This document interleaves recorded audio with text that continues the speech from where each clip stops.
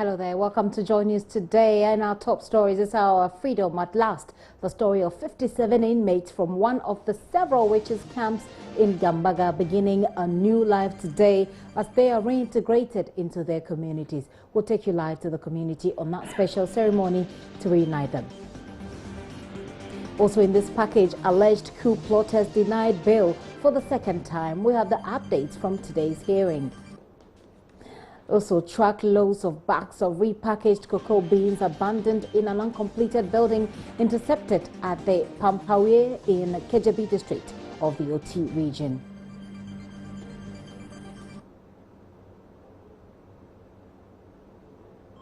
In business, Total oil and gas sector investment is expected to witness significant increase at the end of the year. There's also sports and showbiz. In the world news, Nigeria judge awards damages in a sex work case to 16 women engaged in prostitution, explaining there's no law that forbids the practice in that country. Those are our top stories. This hour, my name is Gifty Ando-Apia.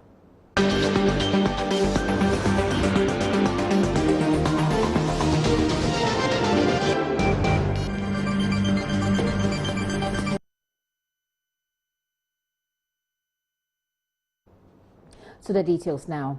The Commission on Human Rights and Administrative Justice is today closing one of northern Ghana's most notorious witches' camps in the village of Nabuli. This means freedom to 57 women cast in bondage for decades on accusations of witchcraft. The witches' camp's menace has been the subject of a JoyNews documentary, Camps of Bondage. Ahead of the ceremony, my colleague Justice Baidu followed some of the women on their journey of joy and the anxiety out of the camp. Here is Justice's report.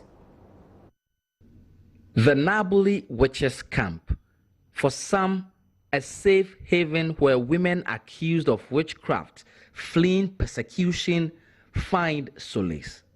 But for others, this is a dreaded open dungeon where those that are unwelcome in their own homes come to die. This camp has been here for as long as anyone here remembers. Now it is about to shut down. Kuma Awie is one of the last women packing up to leave.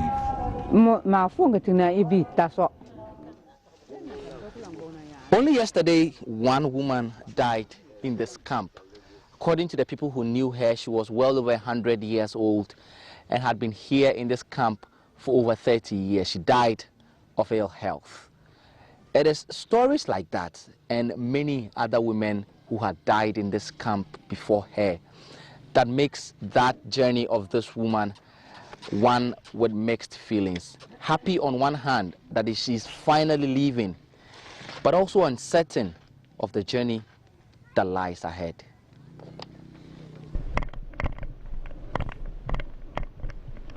Kuma Awie's story is like that of many who came before her into this camp.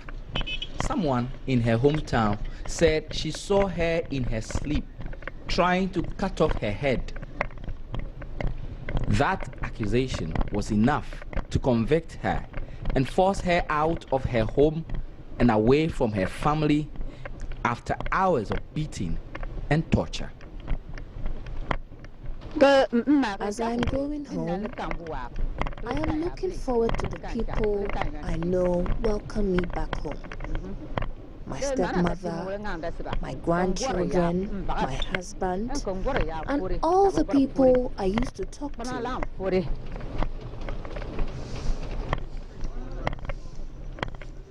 Mma Ble Bala is also leaving the camp, but would not be going back to her home village 18 kilometers away from Nabuli, where she came from 25 years ago.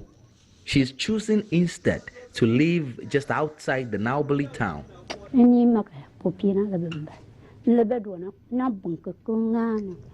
I am not going anywhere. I am happy here. Even in my sickness or death, I will be here. If I die, they can take my remains back home. But as I live, I'd live here.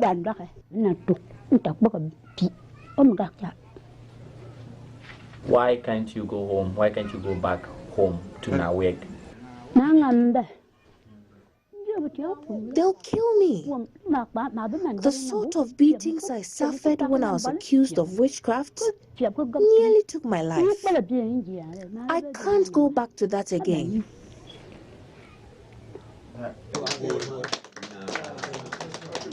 I've come to the palace of Isifu Isa VII, the powerful chief of Nabuli, who has led the age-old fight to have this camp closed down. I am happy we achieved this. I am happy for all the support. Now everyone would know that if you accuse your wife or any relative of witchcraft, there'll be no place here to keep her.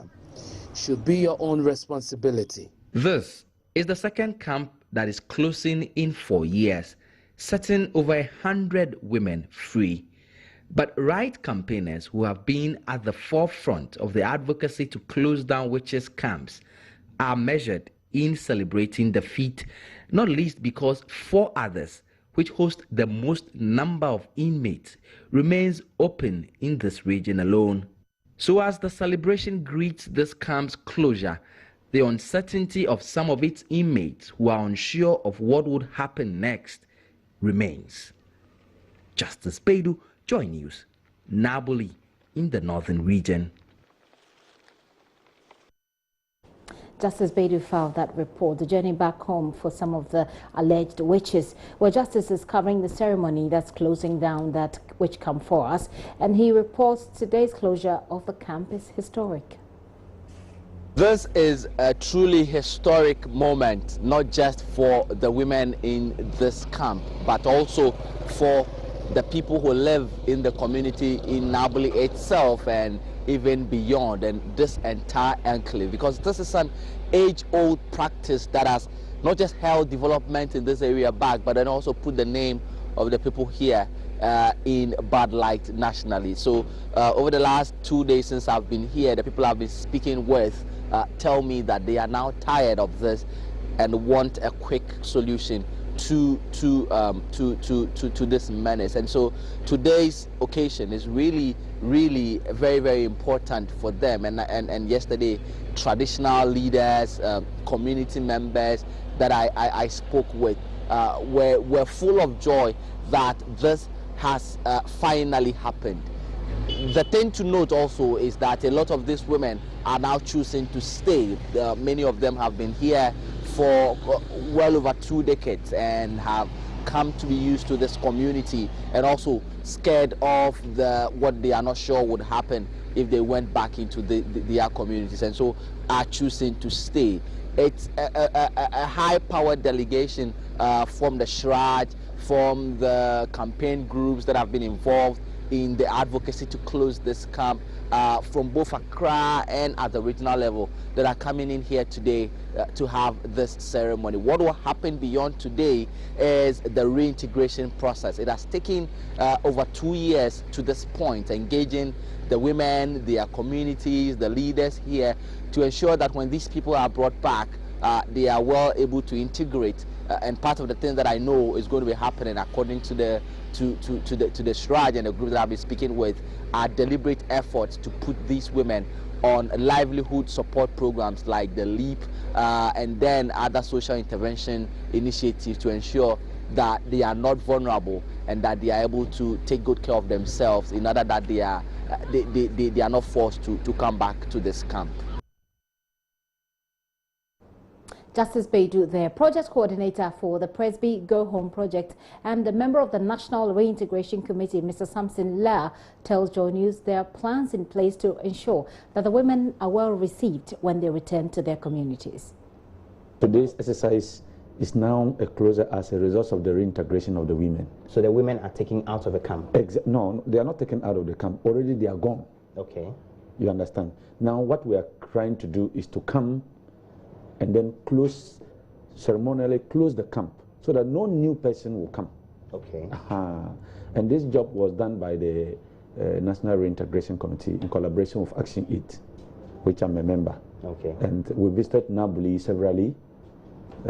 Our chairman, Dr. Al Hussein, was there, and many of the others, including Action 8 program coordinator or manager, Mama Esther. They all helped us in doing this. Okay. And at the end of the day, what we have done is that we were able to reintegrate the women back home. If you say you were able to reintegrate them, exactly yes. How do you? Yes, what we do is that we find out from you, where are you coming from? And fortunately for us, there were no longer many in that particular camp. So they will tell you the story of where they are coming from and what they are doing. That was exactly what happened. Okay. And now, if we identify you, we are now able to visit your family properly, to know the reason why that sort of thing came. If we are able to settle it amicably, then we come back to you, prepare you, counsel you, and then you are gone back home.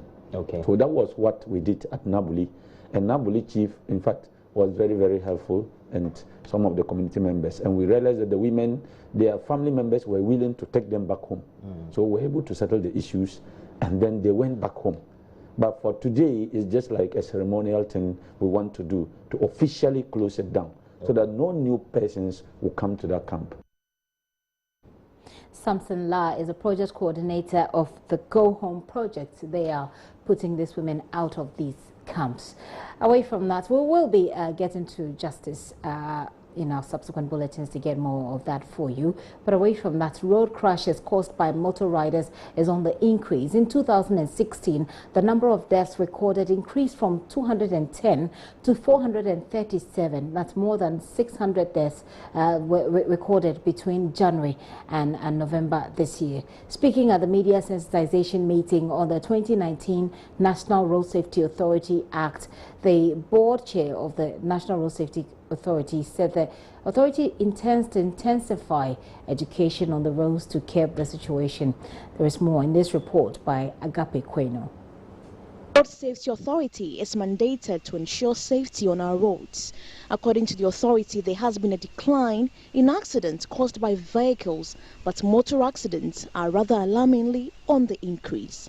Speaking at the meeting, the board chair of the authority, Ismaila Awudu, said there are ongoing consultations to address road carnage caused by commercial motorcycles, popularly known as Okada.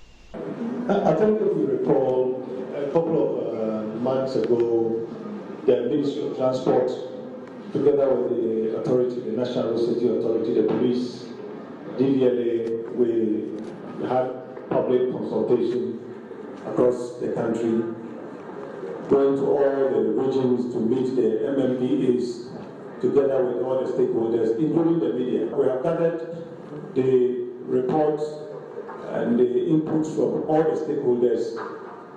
Currently, the Ministry of Transport is preparing a cabinet memo and are giving the various options for government to take a position. There are others, groups that are saying legalize, let it roll. Others are saying maintain the current ban. And there's another option that are saying let's regulate and so on. Now, if you look at it generally, and this I'm quoting from the report, it is more of a rural concern. But in the cities, it's not something people are calling for, but the pendulum is swinging to more regulated. The passage of the National Road Safety Act 2019, Act 993, transitioned the Commission into an authority, making it the lead agency for road safety management in the country. Head of Regulations, Inspections and Compliance at the National Road Safety Authority, Kwame Kodria Etuahene, explained that the authority, with its new mandate, is keen on bringing road violators to order and training their personnel for the task ahead. In the transport operational area, there are gaps. So for a very long time, we have all allowed that space to run without any significant control. So we now have to begin to develop the standards for that space. We need to take our human resources through a bit of trading like we have done. In fact, we've done that for part of the year. There are areas where we do not have the competencies, and we are taking steps to build our own capacities. There are certain skills that do not exist. We are taking steps to recruit them. We think that within the waiting period, quote unquote, the 12-month period within which regulations will have to be developed for areas where these gaps exist, we'll be able to be ready. We have written to all MMDAs to remind them of the new mandate and the extent of relationship that this country has imposed on us. They may be interested in revenue, but we are interested in safety. The National Road Safety Authority is expected to develop the required regulations for successful implementation of the Act by 2020. Agape Kwenu's report for Joy News. Well, do stay safe on the road wherever you are and whatever time it is.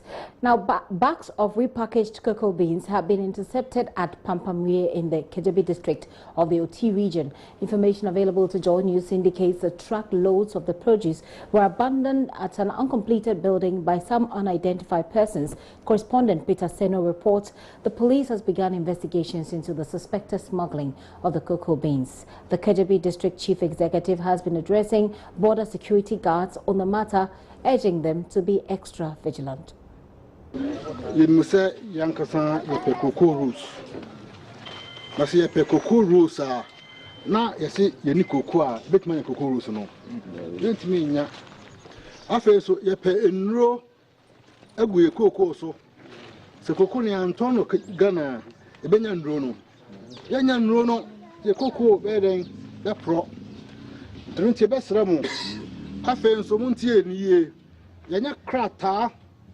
Efi national security se Pampamwe in particular ebasana di kronudin essay ebasana kronudin essay bibia na e won kran nti ebesra mu se omomodia entu smuggling sosa na den efi se ya chiwa yan fan chow kra if you say Ghana mo amu say Ghana ni bibia se koko ya ton ade bo Ghana akohoma se koko no e kotogo mu a na ye ho bachi ye yentimi yanima bia manfo pese ye se mo tiase nti e be sra mo pi se koko no mo ma no Ghana ha if the cocoa no yamode de nanso impulse no na keka ho na aban de ba no aban de boa cocoa fo de ba se aban tosa ne mai be che cocoa fo na afi aban nya ho mfaso a na aban no na ekofom yentimi nya no ma bebre bia ese enya cocoa no na eton ede hospitals cocoa no na eton ede schools cocoa na na ton de ye nima bebre wo Ghana ti be semu pi se yi ebetwa se nya dia ye mfa nche ye be che if se enya me tumi so na me ka se ni me tumi so ya frame cocoa yi o nya report o ma ya frame regional minister frame deputy regional minister frame se no regional security les officers are framing certainly an pay se basa enye yen kwan yete wo report ko akire na se wo report ko akire na se obi mo hwe obi ne ma tip off me kan cha obi ne ma tip off no report no ma tip off no na oba na se ya ti kokona sa dia che then obeka. Well, you heard that the DCE, they're addressing the community, the police officer, they're addressing the community, and he says he's telling them that if they want cocoa roads, then they need the cocoa to be sold so they can, there will be money available for that. He says that if they do not sell the cocoa, the country cannot make money. He talks about how national security has Pampamwe on its watch list and the fact that it is disgraceful that it is on the watch list as a place for smuggling of cocoa. He'd asked them to change that perception and says no one will be spared if caught in the act of smuggling. He also goes on to talk about how smuggling impoverishes other farmers and how smuggling impoverishes the country as a whole. What government needs doesn't come to government because government doesn't make profits from the sale of cocoa. He tells them how it is used for infrastructure, school, hospital infrastructure, and how all security agencies are on this matter.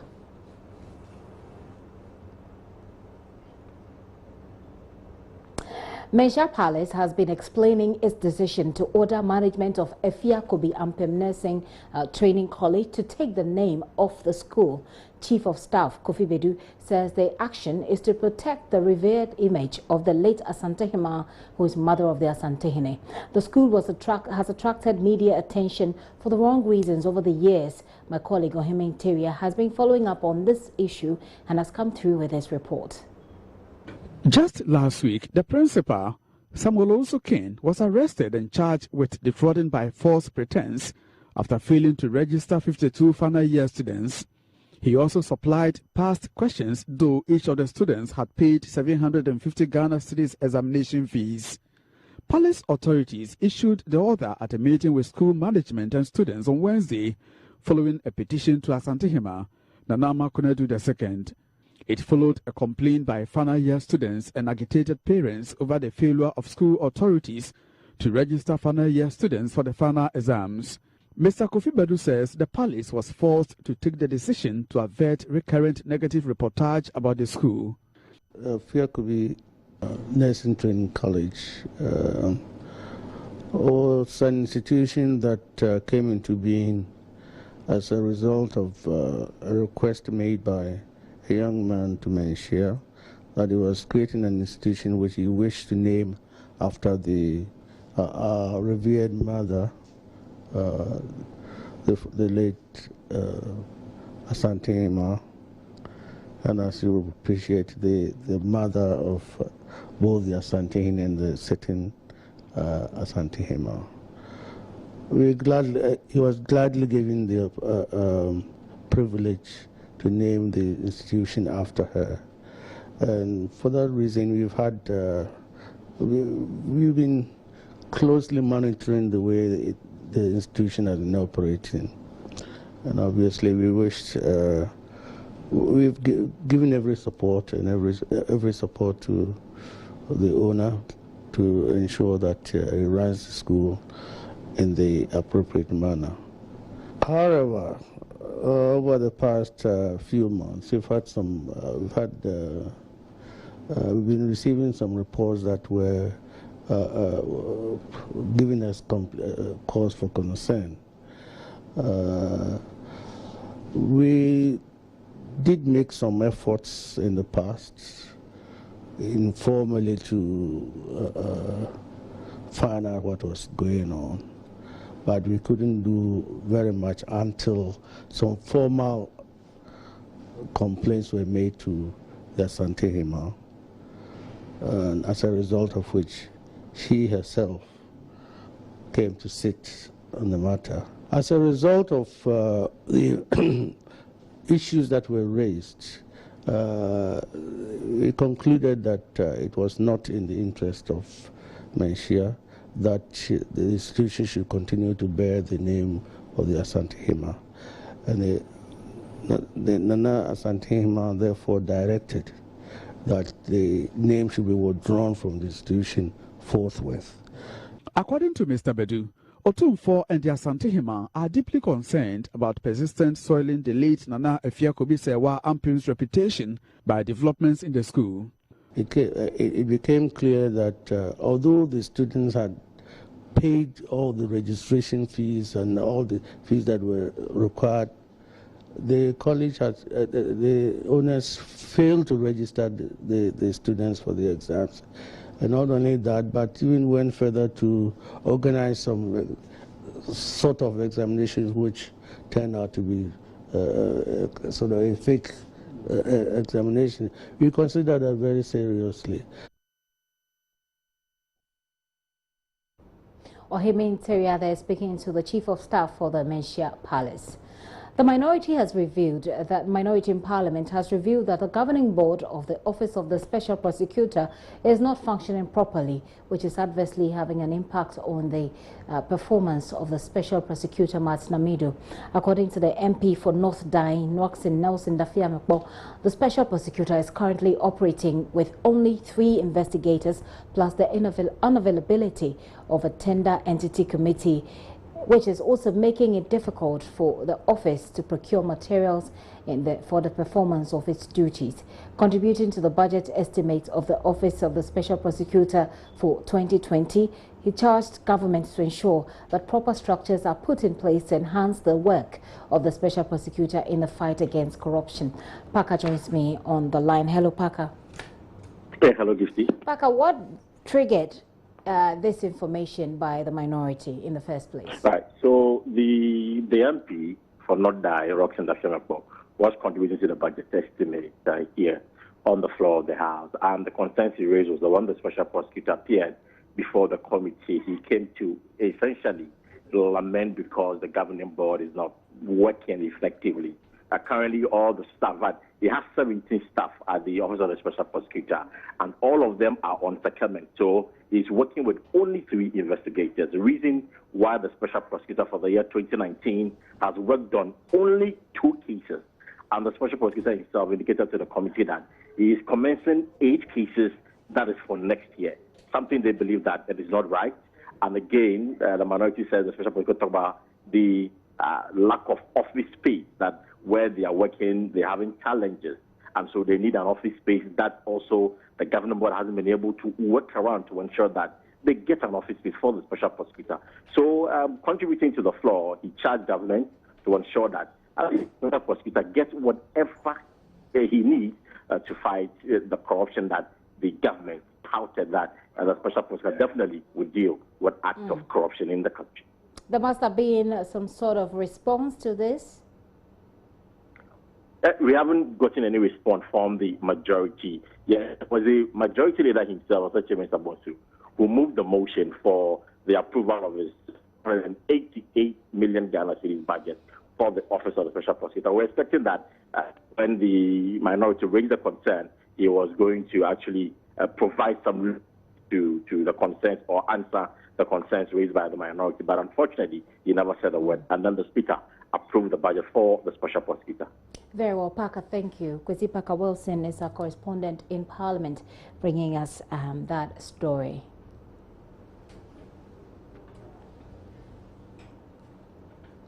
Now, during Christmas, most Ghanaians prepare special meals and share with their friends and family. But the General Overseer of Charismatic Evangelistic Ministry, Reverend Steve Mensah, is encouraging Ghanaians to celebrate Christmas with the needy in society this year. He also touches on hardship, which he says hardships within the financial sector, which he attributes to this financial sector crisis. He said it has some impact on Ghanaians and prays that things will be better in the coming year. 25th is not a real day that Jesus was born, but we've decided to accept it. But it's a time of giving, sharing. I think that people have had a lot of chicken to eat in their homes. This time, cook the chicken and the jollof rice and take it to a community of people who don't really have some to eat and all that. So enough of celebrating Christmas among ourselves and calling friends to come and smoke and drink and quaff beer and all that. Let's cook and give it to people who don't really have, So I think that it's a time of sharing with those who don't have. I want you to speak to people who have gone through so many things this year, especially with the banking sector crisis. You talk about the fact that people have lost so much. Some people even contemplated suicide and all of that because of the amounts they've lost. Is there hope for such people around this time where we are trying to celebrate the birth of Jesus? What kind of hope do they have? I think that we, as a pastor and as ministers of the gospel, even as a government, we can only pray and believe God that there will be light at the end of the tunnel, because people have really lost monies, people have lost their investments, people, their whole livelihood have been lost. People don't even know whether they are going to be bailed out or not. This Christmas is going to be very dry for a lot of people. So we are praying and hoping that things will turn around. And then the people that government must pay, they must pay them so that they can also pay some of their investors. People are really driven. I have a lot of people come to me in my church and say, Reverend, this collapse of this bank, I had so much money there. I had 400,000, I had 500,000, I had 1 million. There's so many people have invested so many money. It's affected our, even churches, our own income. People don't really give as they should, and we don't really stress them on it, because we know that times are not as good as they've been in the past. But we are praying that as we enter 2020, the Lord will smile on us one more time, and the economy of the country will turn around. Coming up in business, total investment in the oil and gas sector expected to witness significant increase at the end of the year.